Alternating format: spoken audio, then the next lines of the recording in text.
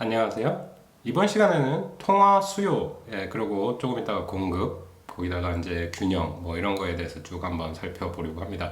기본적인 아이디어는, 뭐 수요와 공급 모형이 되겠고요. 시장 모형, 뭐 가격 모형 이렇게 일컬어지고 있는데, 기본적으로 그 툴을 이용해가지고, 통화 수요가 어떻게 되는지, 통화 수요와 공급이 만나서 어떤 균형이 이루어지는지, 그리고 각각의 변화가 생겼을 때 우리가 어떤 변화를 분석해 볼 수 있을지에 대해서 고민해 보도록 하겠습니다.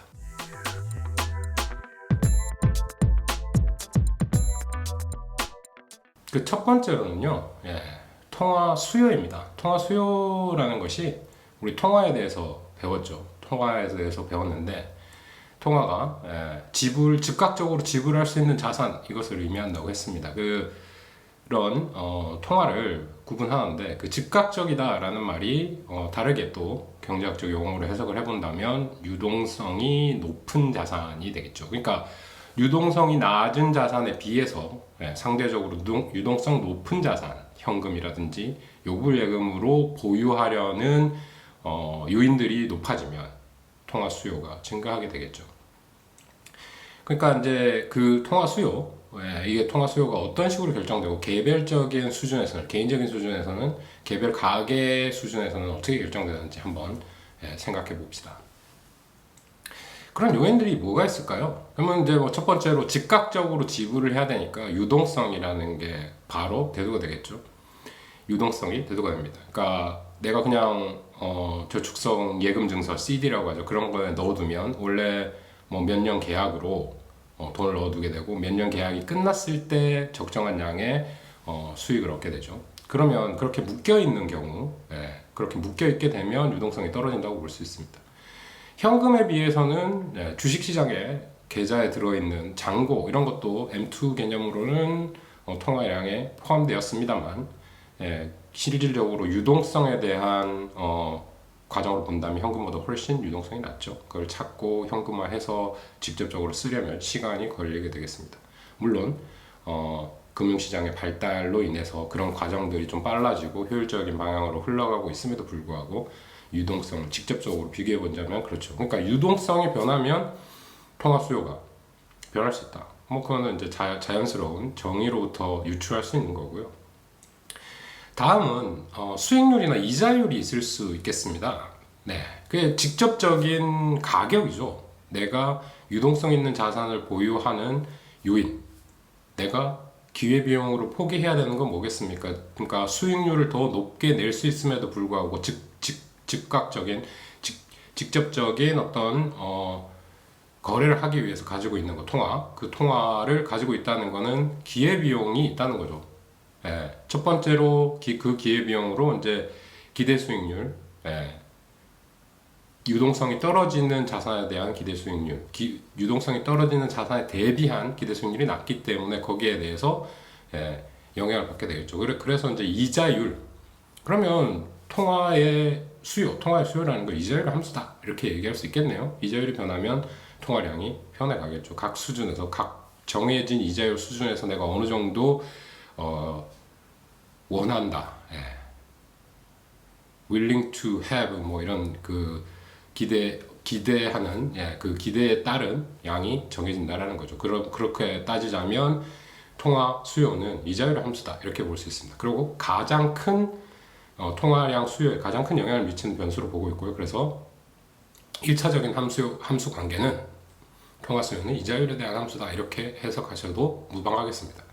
다른 것들은 뭐가 있을까요? 위험 같은 것들도 존재할 수 있겠죠. 그러니까 다른 위험이 높은 자산일수록 우리가 지금 우리가 생각하는 통화라는 거는 위험 자산이 아니죠, 사실. 그거는 이제 수익률에 대비한 위험입니다. 근데 현금을 가지고 있는 경우 가장 문제가 되는 게 뭘까요? 인플레이션입니다. 물건의 가치가 현금의 하나하나의 한 장 한 장에 대한, 만 원짜리 한 장 한 장에 대한 가치는 그대로이다. 만 원이라는 숫자로 고정돼 있죠. 가치를 척도하는 수단입니다. 그러나 물가, 일반적인 물건의 가격이 전반적으로 상승하는 경우에 상대적으로 화폐의 가격은 떨어지게 돼 있죠. 이렇게 상대적인 효과가 상당히 중요합니다. 그래서 통화 자산을 보유하면 어떤 또 기회비용이 있냐? 물가에 대비한 기회비용이 있다. 그렇게 따지면 뭐 물가가 몇 퍼센트다 이게 정해져 있는 게 아니니까 그거를 위험으로 처리해 볼 수도 있겠죠. 또 상대적으로 유동성이 떨어지는 자산에 대해서 상대적인 어떤 수요를 가지고 있는 거기 때문에 그 위험성이 다른 그 유동성 떨어지는 수익을 남길 수 있는 금융상품들과 비교해 볼 수도 있겠습니다. 그런 이제 개별적인 수요에 대한 동기가 있을 거고, 우리가 지금 기본적으로 고민하고 있는 부분은 통화 수요라는 거는 이자율의 함수다 이렇게 정의하기로 했죠. 이자율에 대한 함수로 정의할 수 있을 겁니다. 그런데 우리가 지금 바라보고 있는 거는 전체적인 거시경제적 차원에서 바라보고 있습니다. 그렇다면 그럼 총통화 수요, 거시적인 관점에서 통화 수요는 어떤 데 영향을 받을 것인가, 어떤 변수의 함수로 표현될 수 있을 것인가를 고민해 보겠습니다. 그 첫 번째로 아까 말씀드렸던 거하고 되게 겹치죠. 되게 겹칩니다. 근데 근본적으로 따지고 볼 것은 아까도 말씀드렸지만 개별 가계의 통화 수요에 대한 어떤 선택도 이자율 함수라고 그랬죠. 우리 총통화 수요에 있어서도 이자율이 가장 큰 역할을 한다고 보고 있습니다. 결국 이제 그 상대적 가격, 상대 가격, 다른 금융자산에 대한 상대 가격이기 때문에 그거를 전 경제 차원에서 뭉쳤을 때도 총통화 수요에 있어서도 이자율이 가장 큰 영향을 미치는 변수다 이렇게 보시면 되겠습니다. 따라서 이자율이 높다 이렇게 가정해 보면 통화 자산 보유의 기회비용이 크다 이렇게 볼 수도 있겠죠. 그 반대는 반대로 해석하시면 되겠습니다. 그래서 이자율이 가장 큰 영향을 주는 변수다 이렇게 생각하시고, 통화 수요 이자율 함수잖아 이렇게 직접적으로 생각하시면 되겠습니다. 그렇다면 어떻게 생각할 수 있을까요? 통화량을 결정하는 시장 모형에 있어서 균형 가격을 나타내는 변수는 뭐다? R이라는 거죠. 이자율이라는 겁니다. 그래서 수량과 가격이 시장 모형에서 결정이 되죠. 균형이 결정이 됩니다. 그러면 수직축에 보통 가격축을 놓으니까 전통적으로 그래왔으니까 R이 수직축이 되겠고요. 수평축에는 통화량이 되겠네요. 그러면 균형 통화량이 아니면 찾아낼 수 있겠죠, 우리가. 거기서 또 다른 부분, 이제 총통화 수요에서 거시경제에서 가장 중요한 변수 중 하나에서 어떤 변수가 가장 통화 분석하는데 큰 영향을 주느냐. 금방도 말씀드렸지만 물가 수준입니다. 물가 수준이 또 기회비용으로서 작용을 하지만 물가 수준이 기회비용으로 개별 가계에서 의사결정 과정에도 어떤 큰 역할을 하겠지만 통화 수요에 있어서도 물가 수준이 상당히 중요한 역할을 한다. 아까도 이유는 비슷한 논리에 근거해서 그렇다고 볼 수 있습니다. 그러면 물가 수준이 높다라는 것은 뭘 의미할까요? 그러면 우리가 기본적으로 통화를 가지고 있는 거래를 하기 위해서 그런 건데, 거래를 한다 이러면 이제 상품을 아니면 서비스를 구매하는 그런 선택일 것입니다. 그럴 때 물가가 오른다면 상대적으로 내가 보유하고 있는 통화, 화폐 그런 것에 대한 가치가 떨어진다는 거죠. 더 많은 유동성이 필요하다, 더 많은 통화가 필요하다. 상대적으로 가치가 줄어든다. 그러니까 총 통화 수요가 영향을 받겠죠. 물가 수준이 올라간다 그러면 어떻게 됐습니까? 통화 수요가 증가할 수 있겠죠. 왜냐하면 내가 물건을 사려면 예전에는 100원이 필요했는데 100% 상승해서 1000원이 필요하다면 통화를 더 많이 수요를 해야 가지고 있어야 내가 원하는 거래를 할 수 있게 되니까요. 그렇게 해석하면 될 거고, 그 다음 부분이 뭐냐?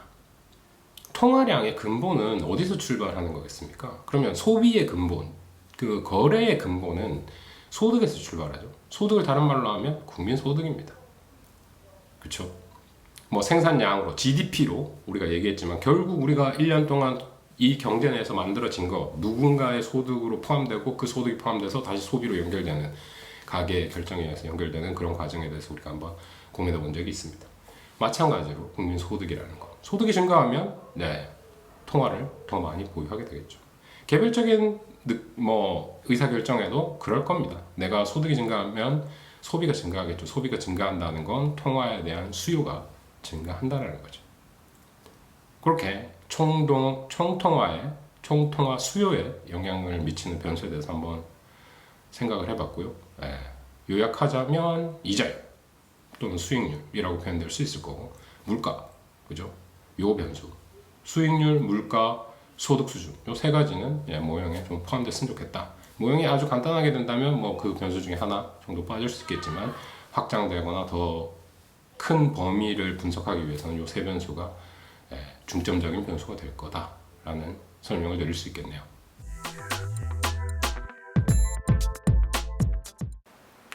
그러면 이제 기본적으로 총통화 수요 곡선 또는 총통화 수요 모형에 대해서 한번 설명해 보도록 하겠습니다. 거기서 가장 중요한 변수들, 아까 말씀드렸죠. 물가 수준, 우리 이제까지 물가 수준, 프라이스 레벨이라고 해서 P로 썼습니다. 그리고 국민소득, yield에서 온 Y 썼었고요. 그 다음에 R, 그게 이제 이자율 또는 수익률이었죠. 근데 이제 뭐 이제까지 디맨드라고 하면 D로 많이 썼는데, 전통적으로 L이라는 통화 수요에 대해서는 L이라는 용어를 많이 쓰고 있습니다. 이거는 liquidity 뭐 이런 데서 왔죠. 유동성 선호, liquidity preference 또는 liquidity에서 왔습니다. 그래서 빌려와서 L을 씁니다. 그럼 L, 통화 수요, money demand라고 할 수 있죠. money demand, 그럼 MD라고 쓰겠습니다. 주로 MD라고 쓰고 있습니다. MD는 L, 펑션 네임을 그냥 L이라고 쓰고요. R과 Y의 함수다. 이자율과 소득에 대한 함수다 라고 표현될 수 있겠습니다. 그런데 MD가 이제 우리 공부했듯이 실질과 명목이 있을 수 있죠. MD라고 하는 것은 명목적인 수요입니다. 그래서 실질 수요라고 하는 것은 물가 수준을 나눠준 겁니다. 그래서 MD 나누기 P는 실질 통화 수요가 되겠네요. 그러면 그거를 다시 표현하자면 MD는 P 곱하기 L이라는 함수의 변수는 R과 Y다. 이렇게 쓸 수 있겠습니다. 다시 바꿔서 P를 양변을 나눠준다면 MD 나누기 P는 L, 함수 이름이죠. liquidity preference, function of R and Y, R과 Y의 함수다. 그거를 우리 총 통화 수요 함수라고 정의할 수 있고, 이거를 전체적으로 모형으로 세팅해서 분석하는 게 목표가 되겠습니다. 지금까지 해왔던 거 아주 그 시장 모형하고 비슷하다고 말씀드렸죠. 어떤 부분에서 비슷한가? 수요라는 거 우하향하죠. 가격이 증가함에 따라서 수요량이 감소하는 겁니다. 통화 수요도 마찬가지예요. 이자율이 증가하면 통화 수요가 감소하죠. 아주 그런 부분에 있어서 로직이 똑같다는 거는 분석 방향이나 이런 우리가 시장 모형에 대해서 아주 많이 이제 공부를 하고 많이 노출이 됐기 때문에 쉽게 이해할 수 있습니다. 우하향하는 수요, 이렇게 생각하시고 그 공간을 R과 Y, R과 M, 그러니까 MD, MS, 뭐 그 총 통화량, 균형 통화량, 량을 결정하는 M이 있겠죠. 그 M의 축으로 R은 수직축, M은 수평축, 이렇게 해서 구성하면 우하향하는 총 통화 수요 곡선을 그릴 수 있겠다. 아주 간단하게 생각해 볼 수 있겠습니다. 뭐 그래서 이제 수요와 공급 모형을 경제학에서 이해하는 게 정말 중요하다라고 말씀드리고, 거의 뭐 저는 감히 70% 이상이다, 3분의 2 이상이다라고 항상 학생들한테 말하고 있는데, 그렇게 중요합니다. 그 하나의 수요 공급 모형을, 시장 모형을 잘 이해함으로 통해서 각각의 시장들을 분석하는 데 있어서 그 프레임을 들고 와가지고 우리가 또 쓰기 때문에 그렇습니다. 그래서 수요 공급에 대해서 좀 아직도 낯설다 하시는 분은 수요 공급 모형에 대해서 좀 더 공부를 해주시면 좋겠고, 이해를 좀 철저하게 하셨으면 좋겠네요. 그럼 우리 수요 공급 모형, 시장 모형 공부했을 때 첫 번째 이제 디맨드 커브, 수요 곡선을 도출하고 나면 뭘 했죠? 수요 곡선의 이동에 대해서 공부했습니다. 어떤 경우 어떤 것들이 수요 곡선을 오른쪽으로 왼쪽으로 이동시킬 것인가? 그럼 여기서는 수평축, 수직축에 결정되어 있는 어떤 M과 R, 이거 이외에 다른 변수가 발생했을 때 수요 곡선이 좌측으로 또는 우측으로 이동하게 됩니다. 각 변수가 변했을 때, 그러니까 R이 변했을 때, M이 변했을 때는 그 수요 곡선 위에서 곡선 상의 이동을 보여주죠. 그러니까 통화량이 변했다 또는 이자율이 변했다. 그리고 수요 곡선만 바라보고 있다라면 만약에 R이 올라갔다 그러면 통화량, 통화 수요량이 줄어든다. 그죠? R이 떨어졌다 통화 수요량이 증가한다. 거기서 말하는 수요량과 수요라는 거 차이점이 있다. 이것도 시장 모형에서 많이 공부했고 아주 중요한 부분 되겠습니다. 근데 지금 바라볼 거는 우측 좌측의 통화 수요 곡선의 이동. 그건 뭐겠습니까? 그 변수 아닌 R과 Y가 아닌 다른 변수가 영향을 받는다면, 변화가 된다면, 우리 원래는 시장 수요 곡선을 도출할 때 다른 조건이 일정할 때 R과 M의 상관관계 또는 뭐 예전에는 P와 Q의 상관관계를 그린 게 수요 곡선이었죠. 여기서는 R과 M의 상관관계였죠. 상관관계라고 할 수 있겠죠. 그게 함수적으로 표현되고 그게 총 통화의 수요 곡선입니다. 우하향하고 있죠. 다른 조건이 일정할 때, Y가 일정할 때. 그렇죠? 근데 이제 뭐가 변한다고요? Y가 변한다는 겁니다. 소득이 증가했어요. 어떻게 됐습니까? 통화 수요 증가하죠. 논리적으로 그렇답니다. 그러면 증가한다? 오른쪽. 감소한다? 왼쪽. 뭐 이것도 시장 모형에서 저도 상당히 강조하는 건데 오른쪽 왼쪽이 증가 감소 방향으로 이야기하는 게 좋습니다. 위로 이동 아래 이동이 아니라 오른쪽 왼쪽입니다. 그게 주어진 가격에서 양이 수요량이 증가하는 것이기 때문에 그렇습니다. 이게 헷갈리기 시작하면 나중에 공급에, 수요에는 사실 문제가 별로 없는데 공급 곡선의 이동에 대해서 이해하는데 아니면은 분석하는데 좀 문제가 생깁니다. 공급 곡선은 좌측으로 이동할 때 감소죠. 근데 그 모양이 우상향하는 곡선이라면 좌측으로 이동하는 게 상승하는 모양을 보여주고 있기 때문에 그렇습니다. 그래서 각각의 가격 수준이 고정되어 있을 때 양이 변하는 거기 때문에 오른쪽 왼쪽이 증가 감소로 불러야 한다라고 정해놓고 이해하시는 게 훨씬 오해 소지를 장기적으로 줄일 수 있고, 지금도 보겠지만 우리 경제 원론에서 배웠던 거, 미시경제학, 교시경제학에서도 유용하게 쓰고, 뭐 각각 지금 뭐 국제금융론까지 응용을 하는 거기 때문에 시장 모형에 대한 제대로 된 이해, 그리고 다른 어떤 오해가 없는 거 상당히 중요하게 판단됩니다. 그래서 소득이 증가하면 화폐 수요 또는 통화량의 총 수요가 증가한다 라고 보시면 되겠네요. 그럼 이걸로 거의 이제 통화 시장 모형에 대한 분석의 준비가 끝났습니다. 자, 이제는 통화 시장 모형에 대해서 한번 고민해 보도록 하죠. 우리 수요에 대해서 지금까지 살펴봤는데 수요의 반대편 어디겠습니까? 공급입니다. 뭐 우리가 지금 수요 모형, 수요 곡선을 고민해 보기 전에 우리 공부를 했었죠. 통화 공급. 통화 공급은 누가 합니까? 중앙은행이 합니다. 중앙은행이 하고 시장에 의해서 결정되는 거 아니죠. 주어진 겁니다.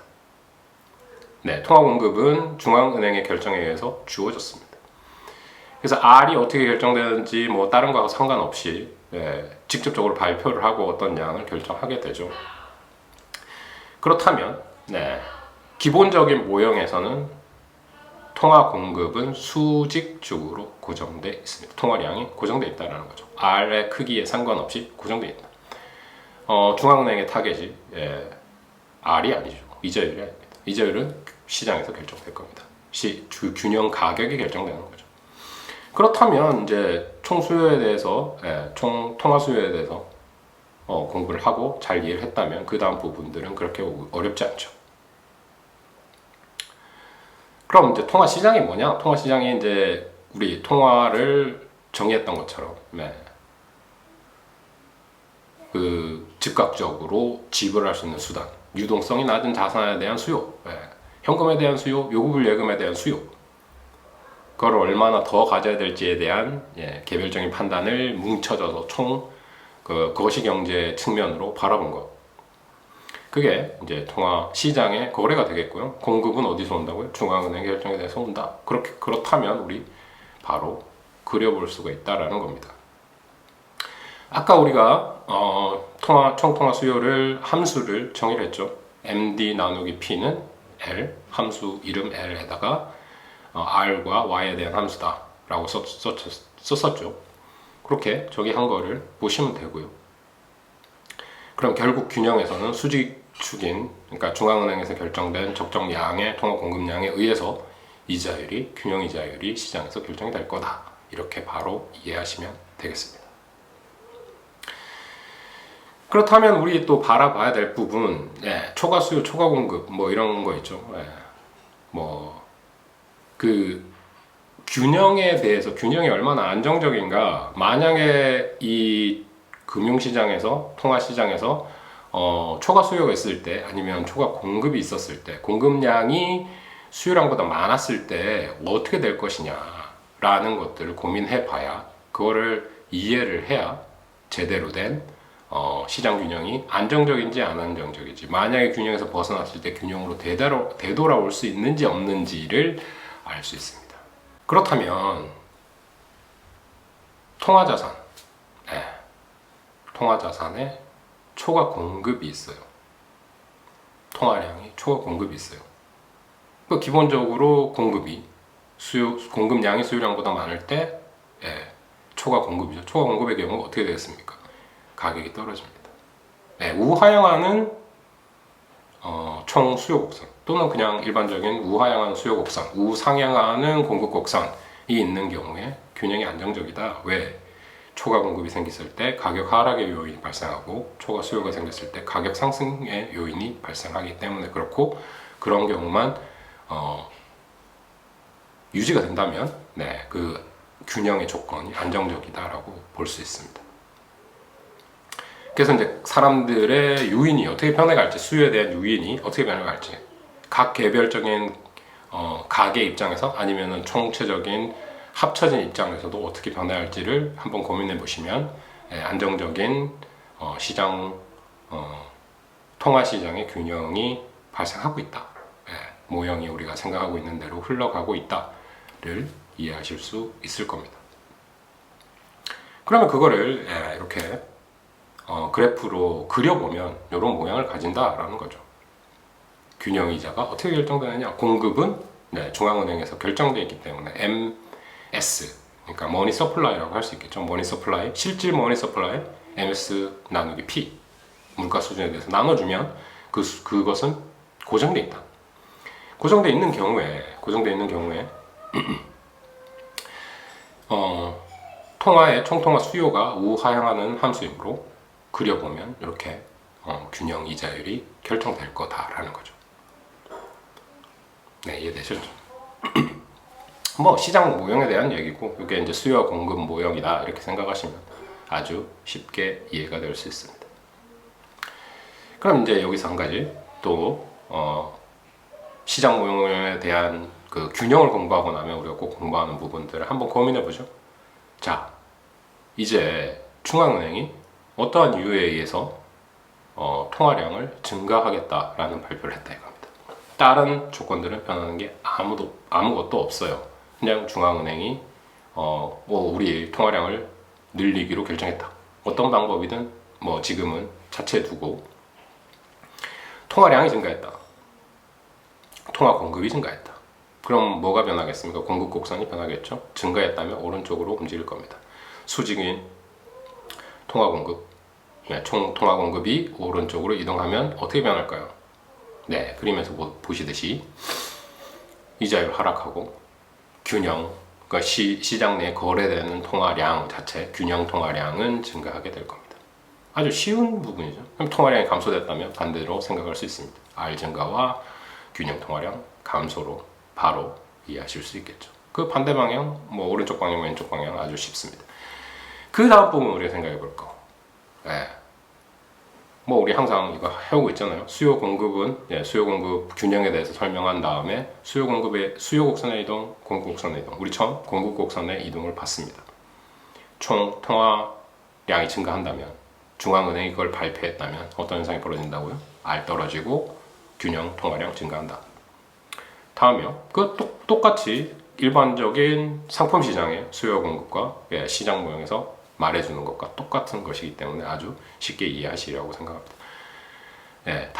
다음은 만약에 소득이 증가했다, GDP가 증가했다, 다른 거에 대한 변화는 전혀 없다 라면 뭐겠습니까? 우리 아까 처음 총통화 수요 그 공부할 때 그런 얘기를 했었죠. 이게 GDP 함수다. 소득의 함수다. 소득이 증가할 때 통화량이 증가할 거다. 통화 수요가 증가할 거다.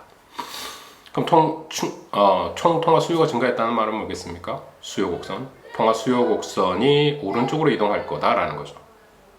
오른쪽으로 이동하면 수요 곡선 오른쪽으로 이동하면 어떻게 되겠습니까?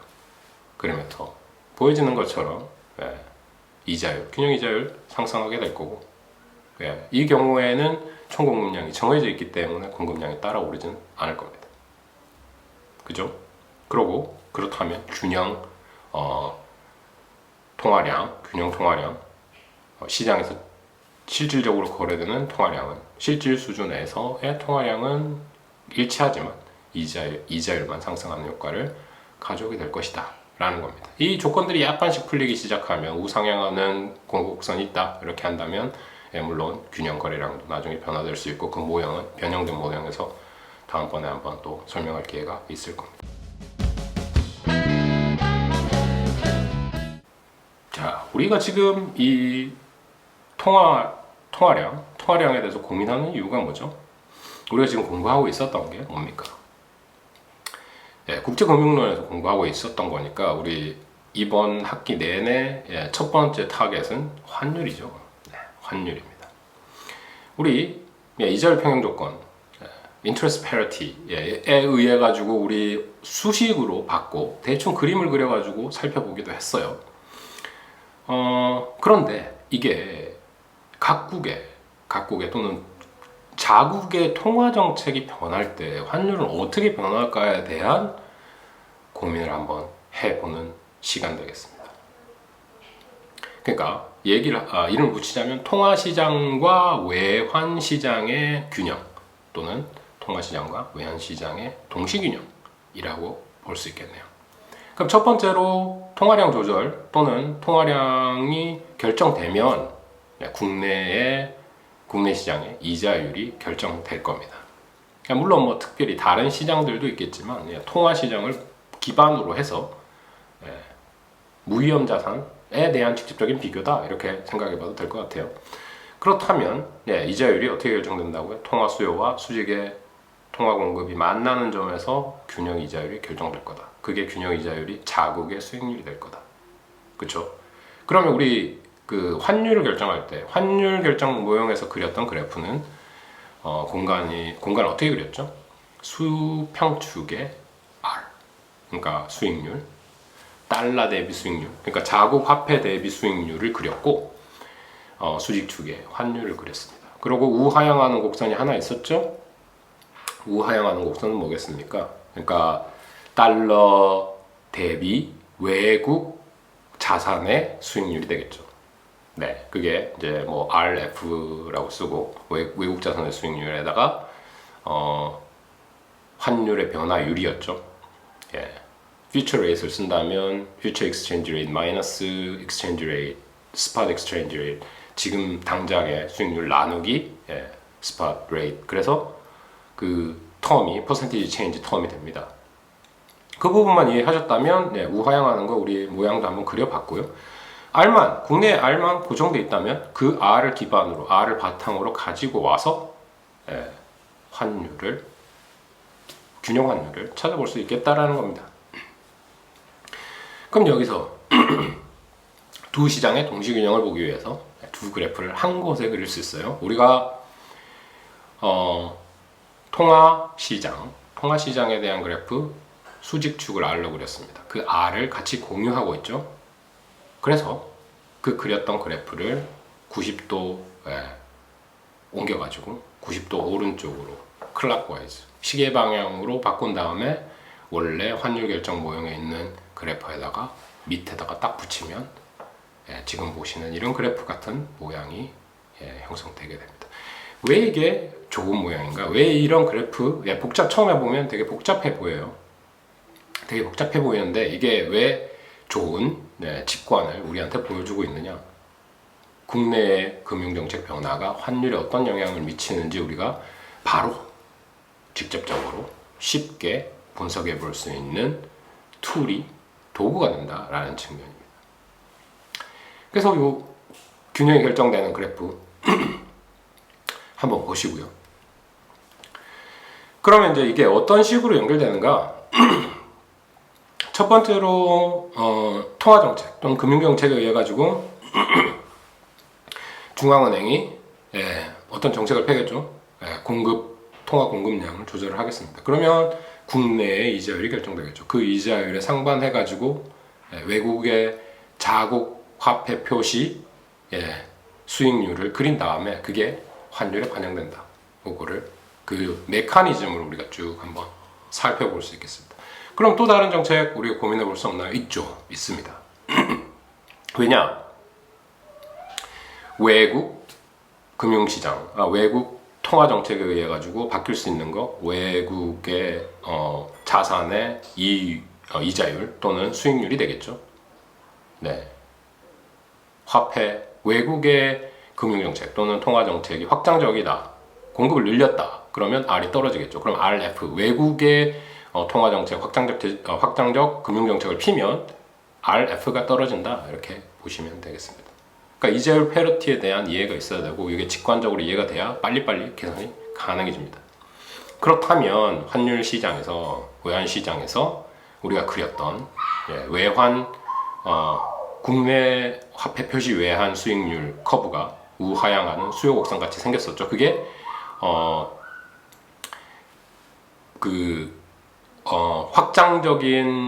외국의 확장적인 통화 정책을 피면 R이 떨어지게 되니까 왼쪽으로 이동하는 거고, 그 곡선이요. 그다음에 긴축적인 통화 정책을 핀다면 그 곡선이 오른쪽으로 이동하게 될 거고, 거기에 따라서 환율이 평가절하, 평가절상 따라서 움직이게 되겠죠. 그게 외환 시장에 영향을 미친다라는 겁니다. 그러면 국내의 통화 정책, 국내의 중앙은행의 통화 정책이랑 외국의 통화 정책에 따라서 환율이 어떻게 변할지에 대한 직관적인 이해, 이게 가능해진다라는 겁니다. 그래서 그 그림을 그리게 되는 거죠. 지금 자체는 아주 복잡해 보이고 아주 이거 좀 이상하다, 나 이거 처음 보는 거다, 그래서 좀 쉽다라는 생각이 안 들 수도 있는데, 이거 한번 그려보시고 어느 정도 익숙해지시면 이거를 직관적으로 바로바로 설명해낼 수 있다, 논리적으로 따질 수 있다, 그런 메커니즘에 대한 이해가 생긴다. 그러면 이제 아주 직접적으로, 즉각적으로 대답할 수 있게 되는 겁니다. 그런 부분들을 우리가 연습하고 분석해내려고 이 모형을, 이 그래프를 우리가 그리게 된 거죠. 그렇다면 이제 첫 번째 예를 한번 보겠습니다. 네. 그러면 자국의 통화 공급 증가, 우리나라의 중앙은행, 한국은행이 통화량을 증가시켰다.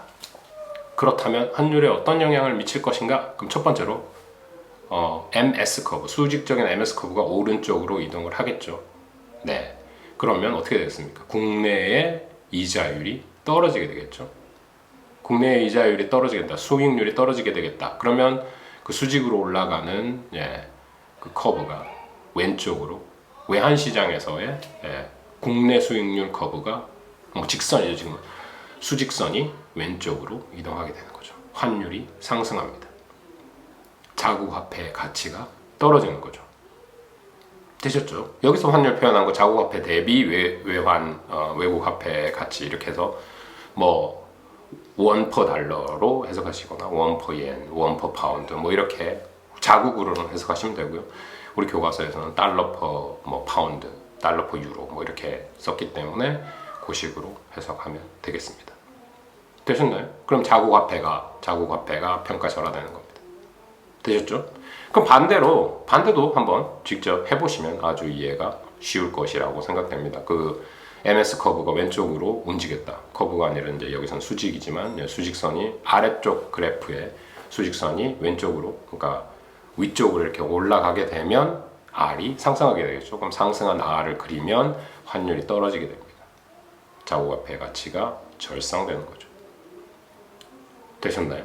그럼 이제 자국 금융시장, 자국의 금융정책, 통화시장에 대한 균형이 바뀜으로 인해서 환율이 어떻게 변하는지에 대한 이해는 우리가 지금 해봤습니다.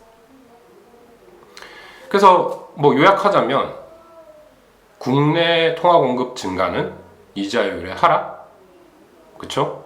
통화 증가는 이자율의 하락, 그 다음에 국내 통화 예금의 수익률을 떨어뜨림을 통해서 국내 통화를 절하시킨다. 이 한 문장으로 딱 요약이 될 거고, 거기에다가 감소, 상승, 상승, 절상 이렇게 쭉 바꿔서 한번 문장을 만들어 보시기 바랍니다. 그러니까 한 국가의, 그러니까 자국의 통화 공급 증가는 결론이 어떻고, 자국의 통화 공급 감소는 결론이 어떻게 나오는지 그래프를 통해서 직접 그려보시는 걸 추천합니다. 이 그래프를 통한 이해 아주 중요하고요. 이게 이제 기본적으로는 우리가 이제까지 쭉 익혀왔던 수요 공급 시장 모형에 있는 겁니다. 근데 이거를 이제 국제 시장이라는 거를 생각하고 우리 두 가지를 한꺼번에 고려하고 있는 거죠. 네, 통화 시장이랑 외환 시장을 동시에 고려하고 있기 때문에 이제 두 그래프를 그리는데 그게 아래 위로 붙여져 나와가지고 한꺼번에 우리 어떻게 됐는지를 바라볼 수 있다는 측면에서 아주 시사점이 큽니다. 그래서 시장 이론에 대한 이야기들처럼 맞춰가지고 한번 꼭 직접 그려봄을 통해서 이해를 높이는 연습을 좀 해보시기 바라겠습니다. 그 다음에 이제 다음 우리 했던 거 있죠. 외환 통화의 공급의 변화가 어떤 영향을 미칠 것이냐. 그러니까 외환 시장의 균형, 외환 시장의 균형에 대해서는 우리가 직접적으로 그래프로 그리지 않았습니다. 그런데 우리가 RF에 영향을 미치는 걸 알죠. 외환 시장 외국의 중앙은행이 통화량을 증가했다. 그럼 RF가 떨어질 거다. RF가 떨어지면 어떻게 된다고요? 외환 시장의 자국 표시 수익률, 외환의 자국 표시 수익률이 떨어지게 되는 거죠. 그 곡선이 왼쪽으로 이동할 겁니다. 됐나요? 그러면 달러를 절상시키게 되는 거죠. 환율이 떨어지게 되는 거죠. 되셨죠? 그래서 이제 이 효과는 RF에 영향을 미치고 외국 자산의 수익률, 자체 수익률에 영향을 미치고 그 수익률에 영향을 미친 것만큼 환율의 변함에 따라서 외환 시장에 영향을 미칠 것이다 라고 이해하시면 되겠습니다. 그림으로 한번 그려보면요, 여기서 바라보시듯이 외국의 중앙은행이 확장적인 통화 정책을 폈다. 통화량을 증가시켰다. 그러면 RF, 외국의 이자율, 외국 자산의 이자율이 떨어질 거다. 외국 자산의 이자율이 떨어지면 우리가 아는 것처럼 그 함수적으로 우리 나타냈죠. RF 더하기 환율, 미래 환율에 대한 퍼센티지 체인지. 그 부분 중에서 RF가 변하는 거고, RF가 감소하면 곡선이 왼쪽으로 이동하게 되겠죠. 그렇다면 환율이 떨어지게 됩니다. 환율이 떨어진다는 거, 달러로는 절상, 외국 화폐로는 절하. 방향 같죠. 통화량이 증가하면 증가된 국가의 환율이 떨어진다는 거. 국내 통화가 증가하면 국내 환율 떨어지죠. 그렇죠? 되셨나요? 국내 통화의 가치가 떨어지는 거죠. 절하되는 겁니다. 그렇게 이해하시고 또 그 방향이 잘 이해가 되시면 이 모형을 제대로 이해하시고 있는 겁니다. 다시 한 줄로 요약하자면 외환 통화의 공급이 증가하면 외국의 수익률, 이자율이 감소하고 그 감소가 외국 그 자산의 수익률을 감소시키는 거죠. 기대 수익률을 감소시키는 겁니다. 그래서 유로를 절하시키게 되는 거죠. 외국 화폐의 가치를 절하시키게 되는 거죠. 유로라고 얘기했던 건 달러 대비 유로 이렇게 얘기한 거, 미국의 중심으로 생각한다면 그렇다라는 겁니다. 그러니까 외국 중앙은행의 통화 정책은 국내 그 통화 시장에 아무런 영향을 미치지 못하기 때문에 아래쪽에 있는 그래프에는 아무 변화가 없다, 이런 점을 주지하시면 이 변화에 대한 그래프 별로 이상하다는 것 없이 분석할 수 있을 거라고 생각을 합니다.